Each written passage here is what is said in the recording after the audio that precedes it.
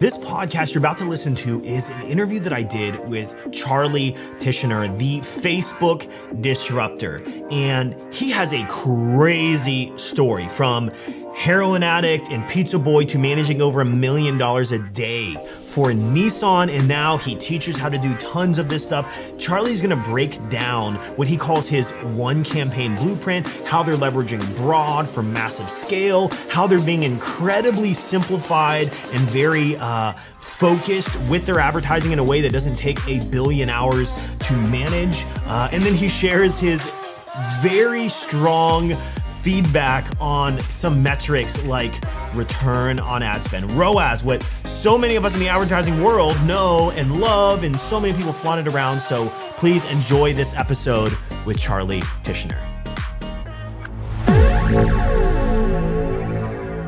Everybody, today I have Charley Tishner, and he is known as the Facebook disruptor. And whenever I bring someone on that is like super nerdy and super talented, nerdy in a good way, and very talented, I get really excited because, especially when it's someone that I've actually followed for, you probably don't know this. I followed you for like 6 months now. I was first introduced to you by the founder of Zero Shoes, who I had on my podcast. I was at a marketing meeting at the round table with their whole marketing team. And he's like, have you heard of this guy named the Facebook disruptor? And I'm like, never heard of him. And this back in October of last year. And he tells me, you need to check this out. So we check it out. I get on your newsletter. I follow you on Instagram, and I've been watching all your stuff. And I'm like, I put you on my wish list of people to get on here, man. So I'm excited you're here. But for everybody listening, I'm just going to lay out the rap sheet real fast so you kind of lean in and listen here. Charley has over a decade of experience in Facebook ads. Oh, that's a lot of experience. Over $1 billion in revenue driven. He has a client list of different 8-9-figure direct-to-consumer and some SaaS brands. He has worked with brands like CBS Television, Domino's, Nissan, Jamba Juice, and New Balance. I bet your dad is so proud. New Balance, man. You even got to do some stuff. I was part of I don't know if you remember, about 5-6 years ago, New Balance tried to get younger. Okay. Like, it used to be like the Mall Walker brand, and then they tried to go to like late 20s, but I was behind that. We got into like 35, 38. But yeah, that was, at the same time I was doing Disney stuff, and I worked with Activision and, Levi's and Apple. And, I used to be, wow. I was supervisor of the LA office at Omnicom Performance Media, called Resolution Media. So 7-figure daily budgets for just a ton of evil international conglomerate companies. So it's been a lot of fun. That's amazing. So now you call yourself the Facebook disruptor. Why do you call yourself that? Honestly, it was originally CT the Disruptor. It was a Twitter account, because when I first got onto Twitter, because I was doing some stuff with D2C Newsletter and Pilot House, and I got a Twitter account and I hadn't had one. And I was just excited because I had, over the years before that, been banned from every Facebook group where people talk about ads because I was bad for business for every guru and their like nonsense funnels. And so when I finally made it back, I was like, I'm going to be able to talk to all the other people from the Disruptor group, because I was in the founding core 5-6 brands in the Facebook Disruptor group. 310 Nutrition, Purple Mattresses, Smile Direct Club, Movement Watches, and Match Group. Nice. I'm wearing a Movement watch right now. I love that. Nice. That's awesome. Okay, cool. And I was head up at 310 Nutrition at the time. But yeah, so I was part of the original core. And so I was just like, oh, cool. I'm going to finally get the chance to talk to all these people again. And I realized that like none of them were public about it. But it took me like 3-4 months to realize that. And I had already basically been branded at that point. And I realized that the world had moved on from what I had seen in 2015, 2016 of all these people teaching really bad information. And so a lot of the things that I had brought were apparently really disruptive to bad thinking. And so I just kind of leaned into it. And to be fair, like it fit. And I try to say that as it's not there to be, I'm not trying to be, I don't want to be what I guess, argumentative or try to be contrarian. I instead want to focus on helping people think in a more productive manner than the myopic view that most media buyers have been taught to, because they were trained by somebody that doesn't know how Facebook works or don't care about business's bottom line as a standard operating procedure. And I think let's actually care about things that matter instead of the ego of the marketer. And that's going to make marketers a lot stronger and help prevent a lot of the damage that's been done by most marketers to most brands. Wow. It's pretty crazy. I agree with I love that. I think that's great. I think there's just so much. The problem in the marketing world, because we're both in it, and you've been in longer than I, is the ego is like the largest thing. I can't stand it. So when I see you'll never see me in front of a car in an ad. You'll never see my ads are goofy, us like having fun and doing stuff and your stuff that I've seen is very similar. So I love that you've really stayed true to that. So something that I watched not too long ago, and I think it was like a week and a half or 2 weeks ago. So you released a video and you called it From Delivering Pizzas to Running Ads for Nissan. Yeah. And I know in that at some point, I'd love to for you to just take us back a little bit here. Because I know at some point you were a heroin addict, a pizza boy, and now you've gone on to not only work with big brands, but now teach people how to do the same thing. How did those worlds even connect? Can you just bring us through that story to where you are now? Yeah. Basically, soon after high school, I became a pretty big drug addict, went to college, got a gig as a touring musician. I did that thing. I was a radio personality on Sirius XM, and I was rewarded for that kind of partying, but I got really good at self-promotion to the point where other people paid me to help promote them. And, you learn a skill when you're a touring musician and a radio personality. And, I went from answering phones at a AM radio station, having my own college radio, to being an afternoon drive time host on Bubba the Love Sponge. And then the Hulk Hogan sex tape happened. That ruined my radio career. A bunch of people caught charges. And I basically fled Florida to move to LA. And wait, hold on a second. Yeah. Let's just rewind real quick. What happened there? Hulk Hogan sex tape. And so how Hulk did you Hogan get tied had a into sex that? tape. Bubba the Love Sponge filmed Hulk Hogan having sex with Bubba's wife, and they were in on it. It was like a Florida thing, whatever, and no judgment. But then leaked it to Gawker, and there was a huge scandal. And as a result, Hulk Hogan and Howard Stern were the underwriters of Bubba the Love Sponge's radio network on Sirius XM. It was an extension of the Howard Stern radio network.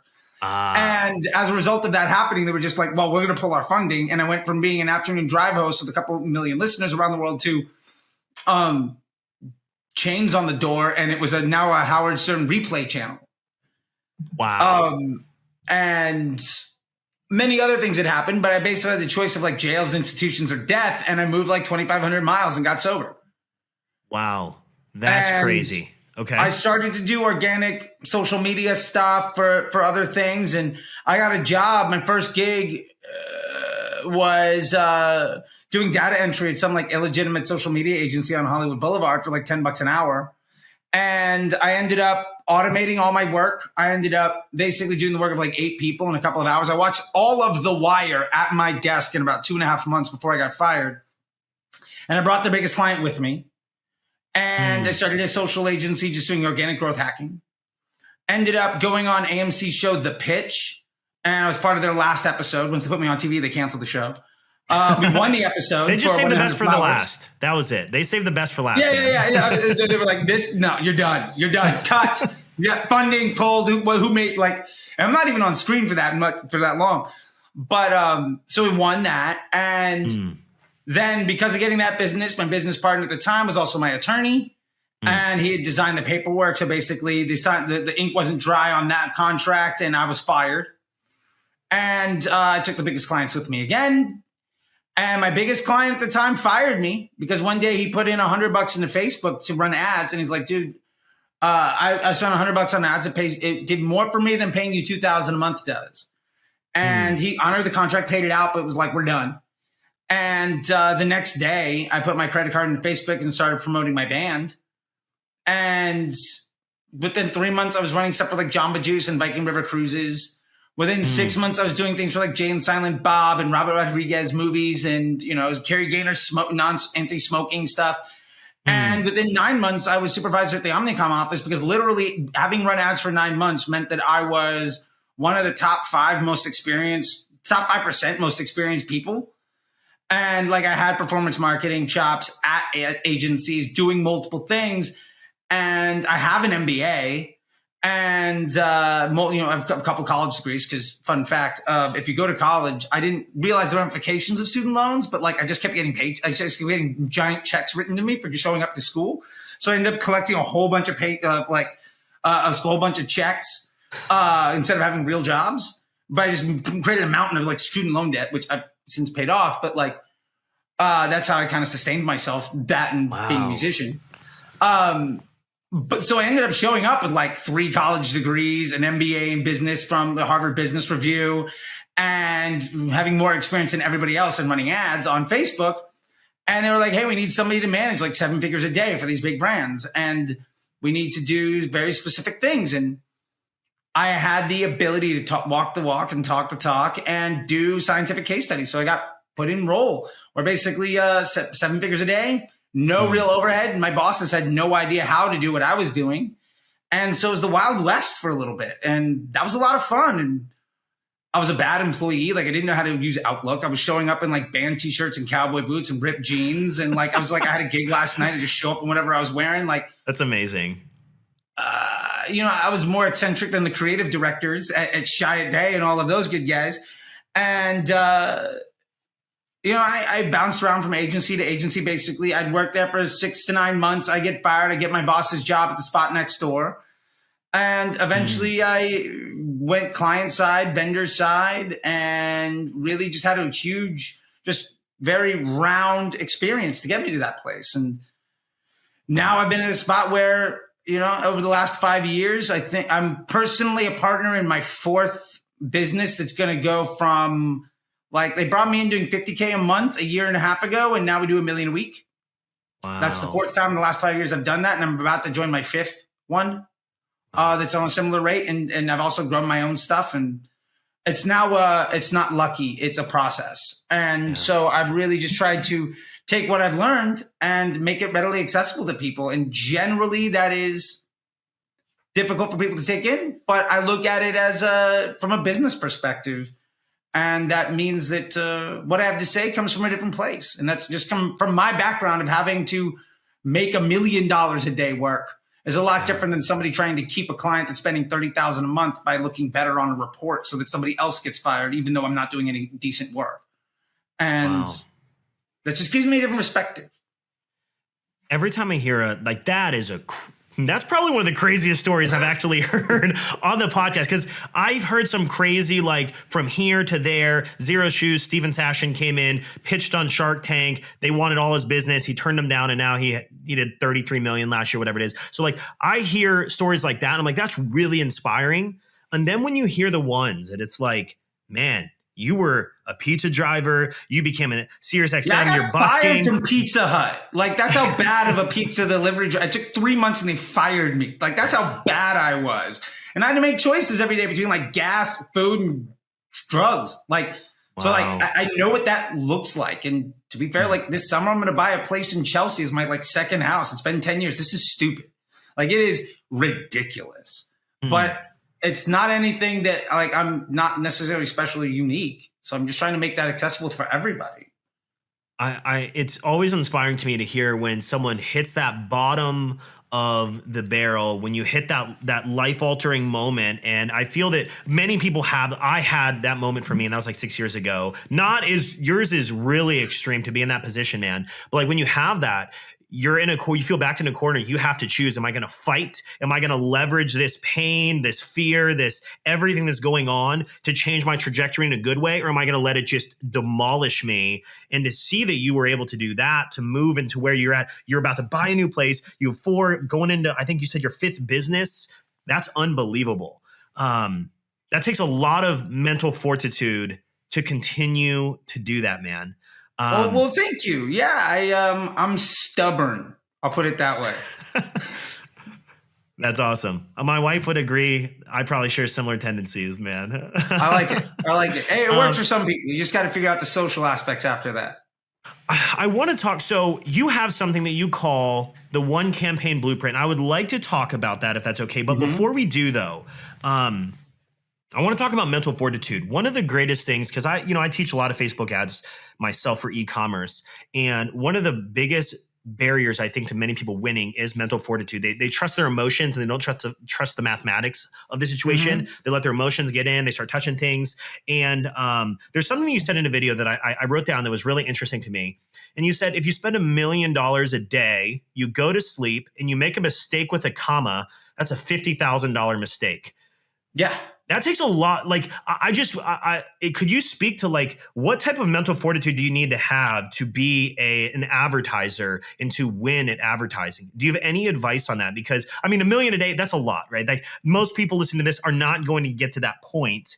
Sure. But like it requires a lot of mental fortitude to do this. And that was like an extreme example you said that really just stuck out to me. Yeah. I mean, I think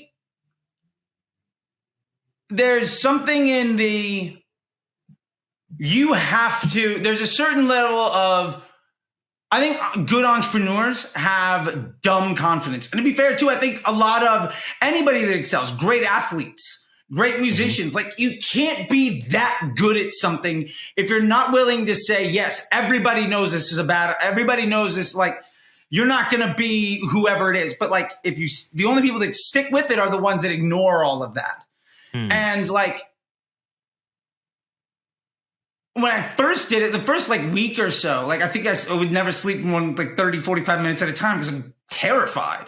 Right. And then it's sort of like, I think the fear is a lot more damaging emotionally, mentally, and like physiologically than actually having it happen. It's like getting punched in the face. The fear of getting into a fight is so much worse than actually getting hit. Like you get hit, it sucks.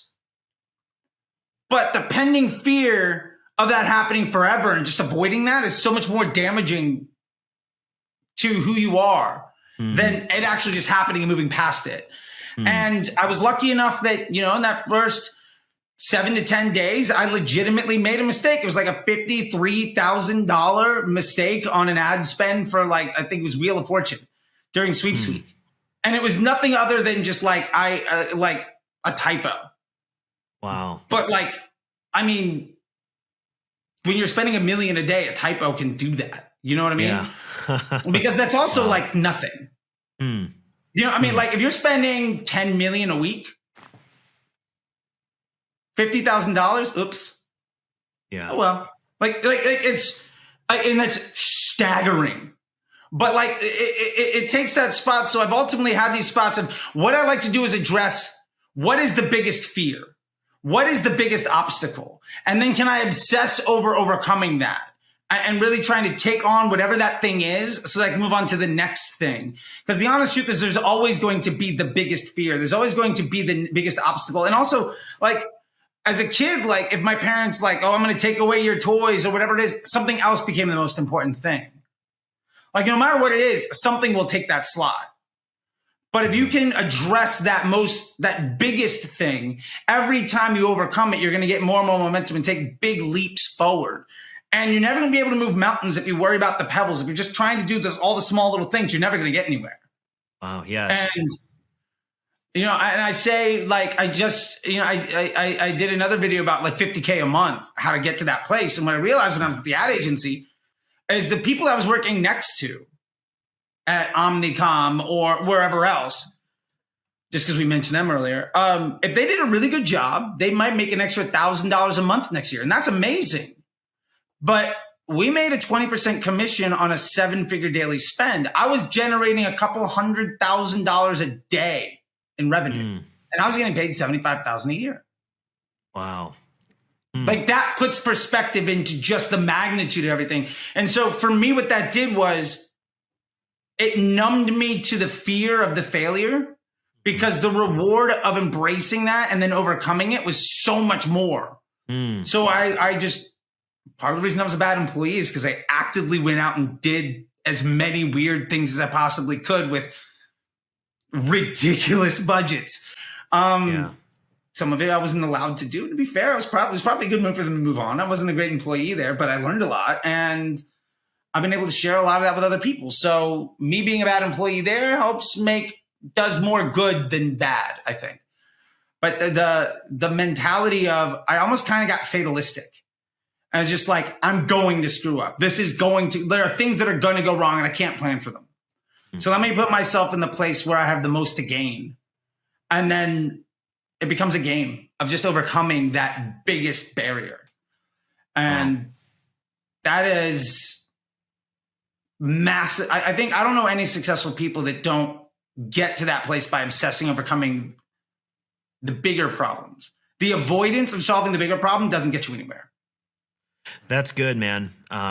There's always going to be the next biggest fear. And you know, I believe advertising, especially paid media buying, is such like a mental fortitude game that you level up as you go. Like I think that you ascend through levels. The first time you spend 1,000 a day or 2,000 or 3,000 or 5,000 or whatever that is, a million, you were like thrown in the deep end, it sounds like. But for the rest of us that are like growing our businesses, you start to tear up through this, but you have to have mental fortitude. You have to trust the process. You also have to try to like break things to get to that next level, it sounds like.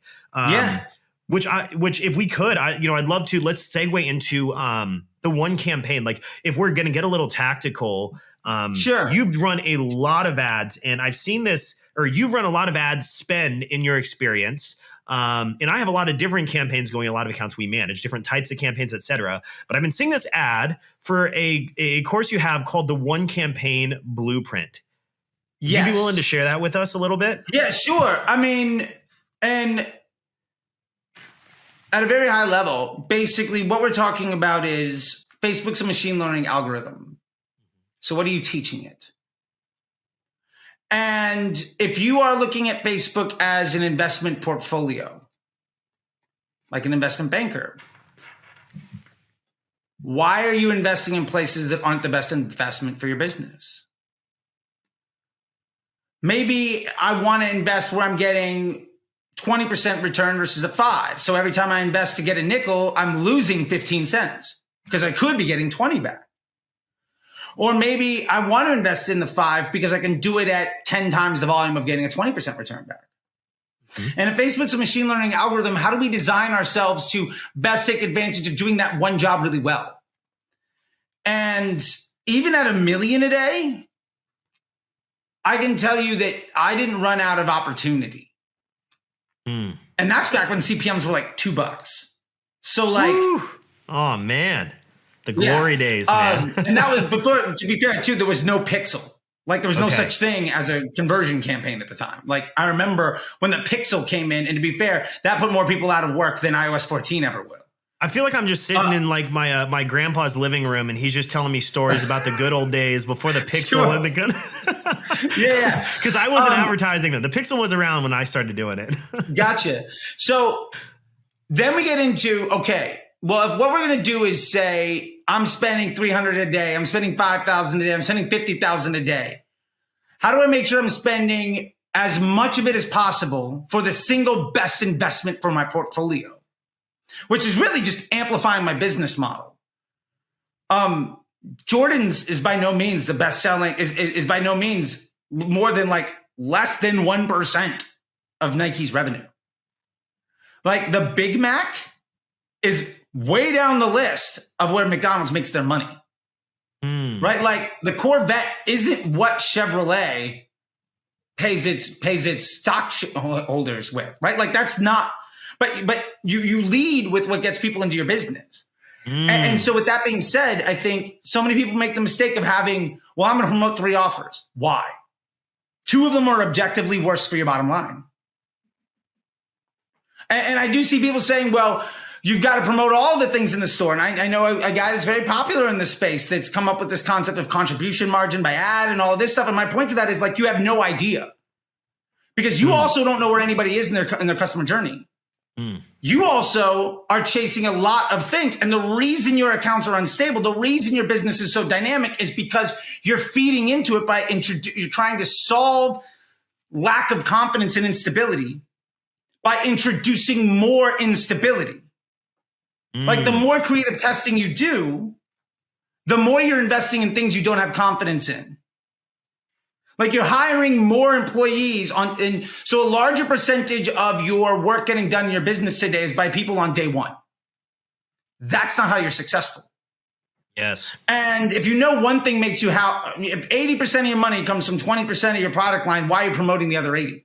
Oh, it's a liability. Hallelujah. And that's not the role of Facebook. So in the campaign structure, how do we best leverage Facebook's AI to become a good business partner to Facebook? Because ultimately what we want to do is position ourselves to be the best business partner to Facebook so we get the highest quality impressions. So we show up as second in the newsfeed, not 10th. Mm-hmm. Like if you're if you're above the fold on Instagram, that's earned and it's cheaper than being 15 minutes into a doom scroll. So how do we become the best business partner so we're getting lower cost inventory that's higher quality, where we don't have to change things out all the time, because then also our machine learning algorithm is getting better and better at understanding how to treat this individual type of user. Mm-hmm. Which means also we're get better and better at our email flows and search and site optimization, because we're not changing the type of person walking into the store. So the more campaigns you have, inherently, the less stable and projectable your results are going to be. And the more futile any efforts are in optimizing your efforts after the click. Mm-hmm. So like if you have 5 campaigns running, it is infinitely more difficult to fix what happens after the click in your business than if you have 1. So with that being said, what I teach in that is really how to get down to that one thing, what that can look like. And I'll give it a sneak peek. This is like my famous, at this point now, like sticky note. I had some guy come to my house. He's like, can I take a picture with the sticky note? And I was like, yeah, sure. So this is our one campaign. We have one ad set that has our winning post IDs. Proven constants. They might not be the best ads in the world, but they're the ones that earn the most spend, that have the most stable output. Mm. And we also know where they sit in the funnel by measuring their CPMs and their frequency. We know that some of them are prospecting, some are retargeting, etc. Then we have 1 or 2 dynamic creative tests following 3-2-2 method, which is something else we can get into at another time. We might not have enough time today, but Google 3-2-2 or ask ChatGPT. Apparently it's in there now, which is fun. It's nice to know that I've contributed to ChatGPT. And the idea is these are all targeting broad, so age, gender, location, and it's a CBO. And so basically any ad that gets delivery has earned that delivery based on the meritocracy of the end user experience. How good am I as a business partner to Facebook? Mm. And then if I'm a good business partner by giving people content they want to see, and that positively moves the needle across my entire business, my unit economics of the acquisition of revenue, then it's good. If it doesn't, then it's bad. And the more complicated your ad account, the less likely you are to be able to point to any one ad and say, well, the ROAS on this is great, the CPA on this is great. And I'll say, great, what happened to your bottom line because of that ad? Well, like, I can't know because I'm running all this other stuff. Like, okay, so what you told me is you're spending a lot of money and have no idea what anything's doing to your bottom line. Mm. That to me sounds terrifying, right? Like if I'm spending $10,000 a month and that really matters to me, if I'm spending $10,000 a day and that really matters to me, and you can't tell me the impact of any one of those investments on my overall efficiency as a business on the acquisition of revenue, then what are you doing? Because like you telling me that you have no idea what you're doing and you're trying to just kind of measure these amorphous things in some way that you can't describe to me. So as a business owner, I'm looking at it and saying, I'm giving you my money to manage what's going on, and you can't tell me what happens as a result of it. To me, that is a negligent financial manager. And sadly, that probably represents 95% of people running Facebook ads, which is why 90% of ad agencies fail 90% of their clients. Yeah. So the one campaign blueprint talks about that stuff. And in Disruptor School and the Facebook Ads MBA program, we get so much deeper because that's easy to set up. Mm-hmm. It's now what do we do with that information? Because Facebook is software, so it works the same for everybody. That is the most efficient way of managing your ad account like an investment portfolio to leverage machine learning for stability, where you have an appreciating asset so your ads only get better if you don't touch them. Like literally, if you do nothing, it'll just get better over time. And then how to strategize around what tests to run. And then all of the other things, now that Facebook is 45 minutes a week, what are you going to do with the rest of your business and the rest of your time? So like that's what it's all built around. So the one campaign sort of teaches you that introductory piece. Disruptor School says, all right, how do we do all of that plus all of the other things in the business? Like, and we have courses in there, master classes in there from like Sarah Levinger on consumer psychology, and stuff from this guy Glenn Rudin about brand positioning. Me on PSM, which is what you should actually be measuring, not ROAS or silly things like MER and contribution margin, whatever. And we're also getting stuff in from Buddy Raoul. It's going to teach like Google Ads, Google search for Facebook marketers, and how Jesse DeBear from Mute 6 is teaching like how to do onboarding as an ad agency. So all the people that I know that are excellent, you get to learn from all of them about how to do all the things now that Facebook is easy. Because Facebook itself is extraordinarily easy and simple. And if you don't feel that way about it, it's because the people teaching you how to use it fundamentally don't understand how it works, or the way that they're defining success isn't aligned with what you need from the investment. And I don't know that in most situations, that's not out of neglect or malice. I think it's a lack of overall exposure to the impact of your work. And just, I've been in situations where you literally, like when you're spending $1 million a month, $1 million a week, $1 million a day, and you're not the only person at the table spending, and there's like Deloitte on the other side of the table, you need to have a really good answer that's stable enough that they don't need you. Otherwise, you're never going to be able to exit the business. And all you really ever did was build yourself a day job where you're going to work harder and harder and harder and bring home less and less and less. Because I know plenty of people running 8-figure businesses that take home a lot less than I do. And a lot of other people do that have just a simple system that produces a high upside. So I think it's somewhere in that is sort of what we talk about and how to take a look at things. It's really interesting. Every time I talk to someone who's like in our world and ecosystem, like what we live and preach and do, it's always exciting to see overlap. So like one thing that I saw, there were two steps that I had read on your one campaign blueprint that you talk about is you say step 1, stop wasting time with targeting, let the ads do it for you. And then step 2 is to run traffic to the lowest cost audience.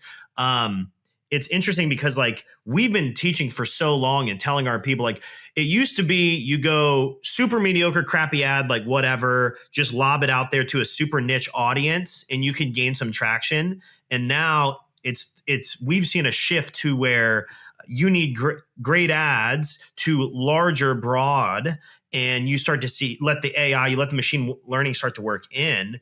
Yeah. Is that your belief as well? So is that like where you're in line with? So that change happened in 2018. Mm-hmm. So for the last 4 or 5 years, that's been the standard. Before 2018, Facebook operated like Google Display, where it was random distribution within an audience. So you had to target to make sure the right people saw your ads. In 2018, Facebook brought in widely available something called advanced matching, which allowed you as the advertiser to leverage everybody else. So if you're learning a lead campaign, it's going to leverage everybody else that fires a lead pixel. If you're doing e-commerce, everybody else that adds the cart, everybody else that views products. What's the metadata on that product? For instance, when I was running New Balance, we found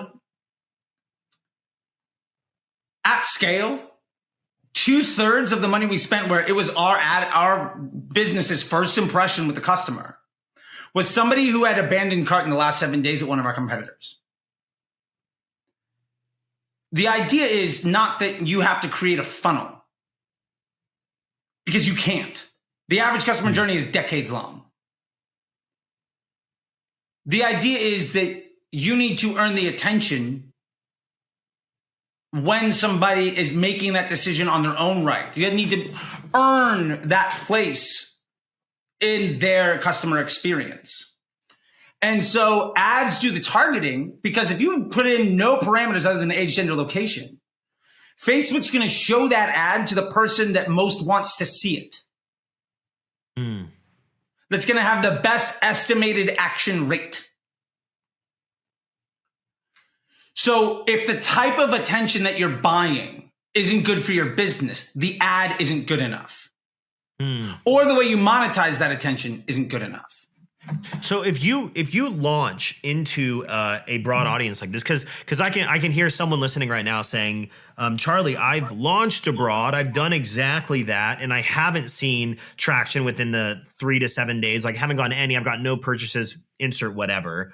What would your response be to that? Is it do you think it's the ad then in that scenario?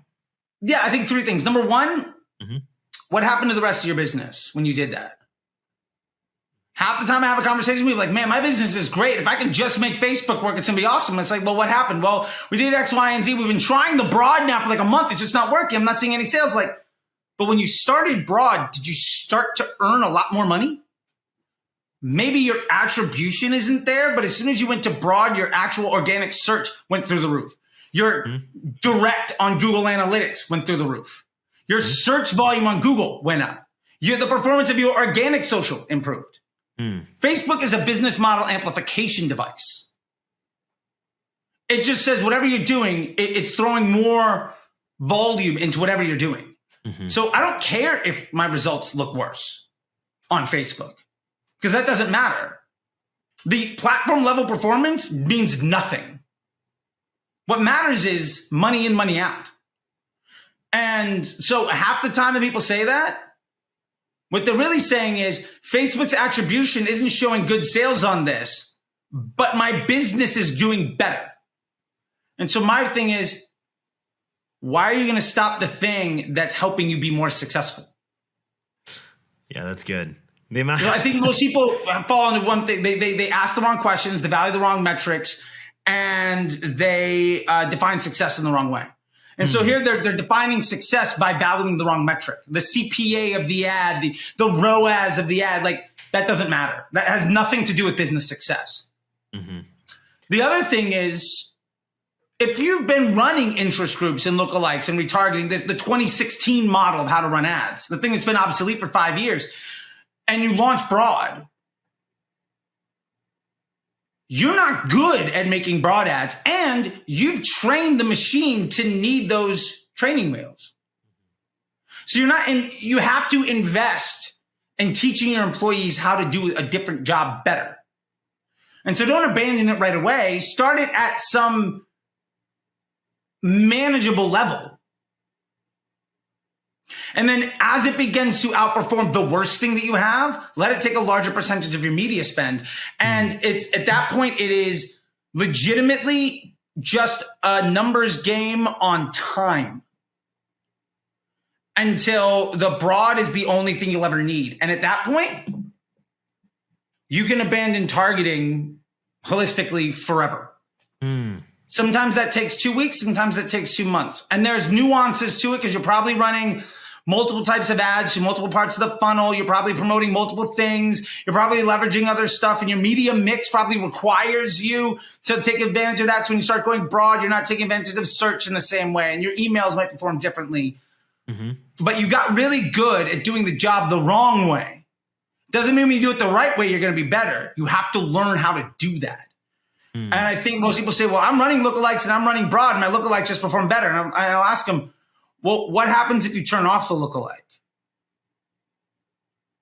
If you stop stealing the high performance stuff in an audience that will depreciate, because that audience will eventually fatigue, which broad will never do.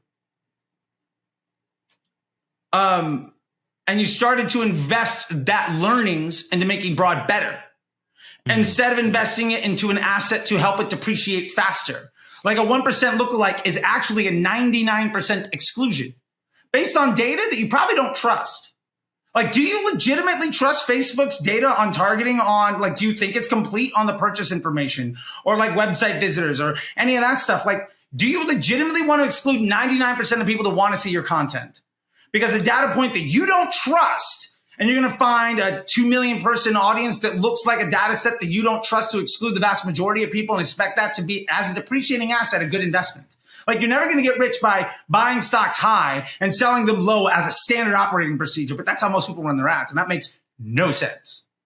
You know, it's interesting you say that. I was going to say, so our experience with broad is that the accounts that we work in that have some people, I hate the word seasoned pixel. I don't really like it, but you get the idea, right? A lot of people, the more we've run, the more spend we run, the larger the stacks of whether it's stacking things, the broader the audiences you can go until you get to that openness of it. I call them open, you call them broad. Sure. So like, it is interesting. You put it in a good way though, that like if you were to train your employees one way and then suddenly the next day you just switch to the other, there's going to be a negative result of that, right? So you have to like almost train them in.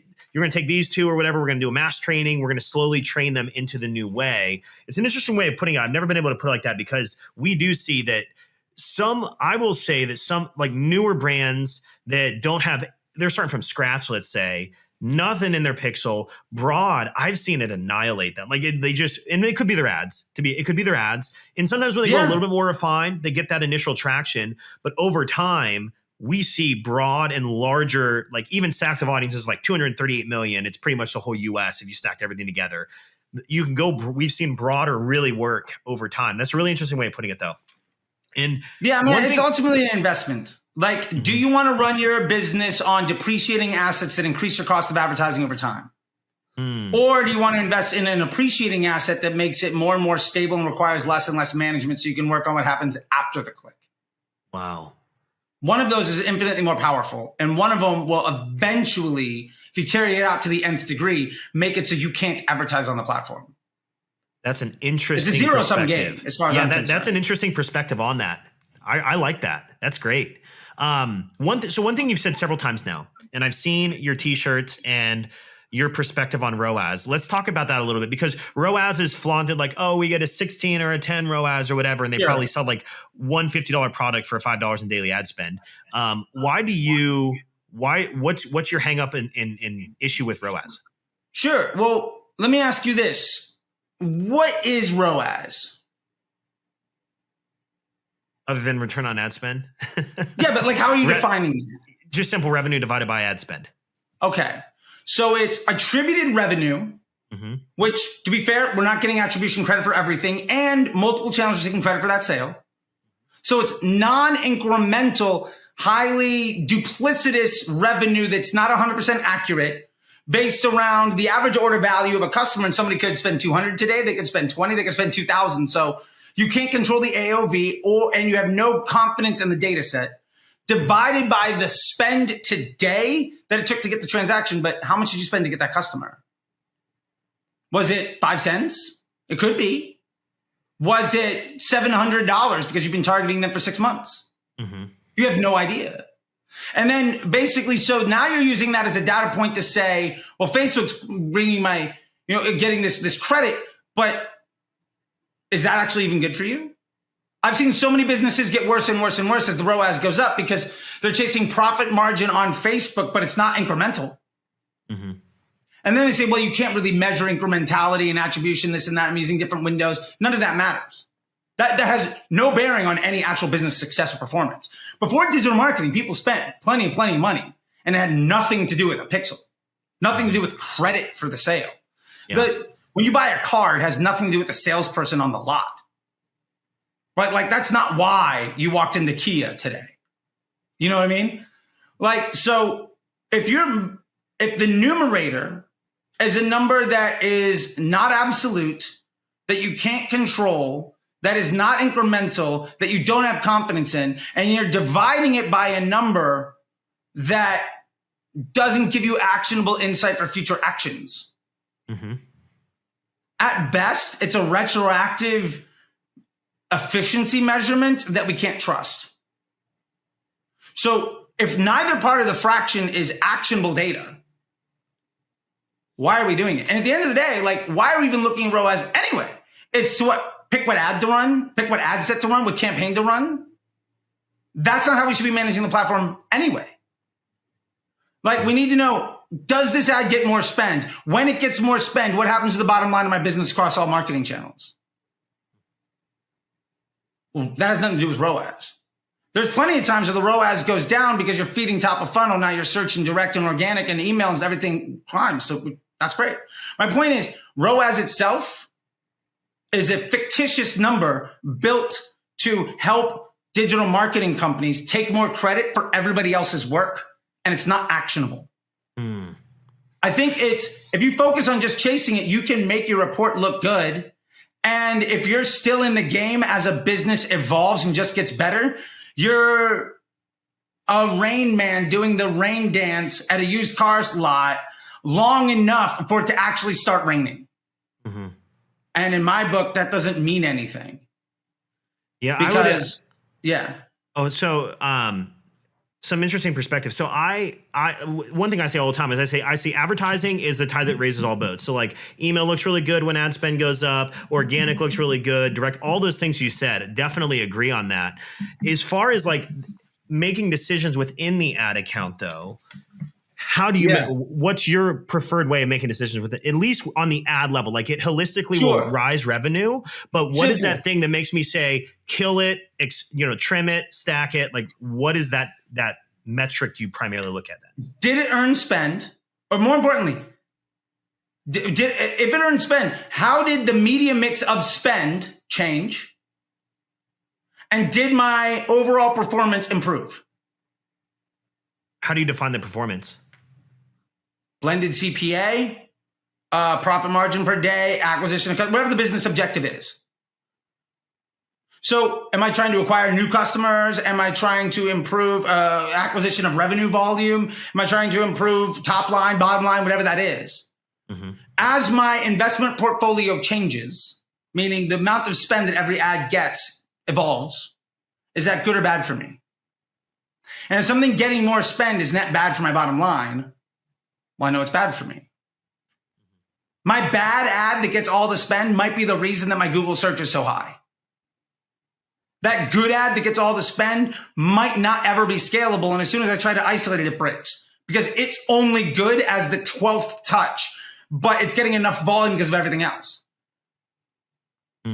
So yeah. And if your ad account is not simple enough to make that in sight, then you're setting yourself up to not be able to take actionable. You're not able to take action on the data that you see. So I would say your ad account architecture is a liability to the success that you want to have because you've set it up in a certain way where you're not able to actually point to the net impact of any dollar spent in any place.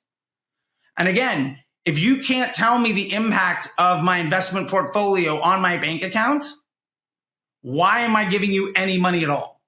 That's good. I want to just kind of to close here, just be respectful of your time. Sure. A few different takeaways that I kind of have in here that I think is worthwhile, and please expand upon these as I kind of add these. So the first thing I've kind of seen here is that there's always going to be another fear. So as you're going into advertising, as you're growing your business, there's always going to be that next level you have to break through that you have to have mental fortitude for. The second thing I believe, or that I've seen, and you've talked about, is that simplicity is better than simplicity over complexity. Too many people are super complex, really diverse, burning themselves out in a lot of different areas, and they're wondering why nothing works. And then the last thing you said was really good. Is just you said net impact, blended CPA. Some will look at MER. Some are going to look at blended CPA. If no one knows what those are, go Google those. I would say MER is another fictitious thing that matters that has no bearing on anything. It's a fancy version of ROAS. MER has no impact on the efficiency of future acquisition. You can't take a marketing efficiency ratio and then project that out because tomorrow the unit economics of attention are going to change. So that also lacks any actionability, just like ROAS does. It's a higher level, so it's a higher quality lie, but it's also ultimately at its core the same ego-based metric that doesn't improve anybody. Like you'll never watch Shark Tank and say, "What's your MER?" Yeah. You'll never see anybody say that. No, like that, because that doesn't matter. Like a good MER is completely dependent on 1,000 other things. And honestly, answering those 1,000 other things makes the question of MER completely useless. One thing they do ask is, how much does it cost to acquire a customer? That is one thing that they say. Yeah, that's your CPA. Done. How much does it cost to produce your product? That's your COGS. How much is the customer worth? That's LTV. Boom, there's your PSM. How much more can you spend to acquire a customer at scale?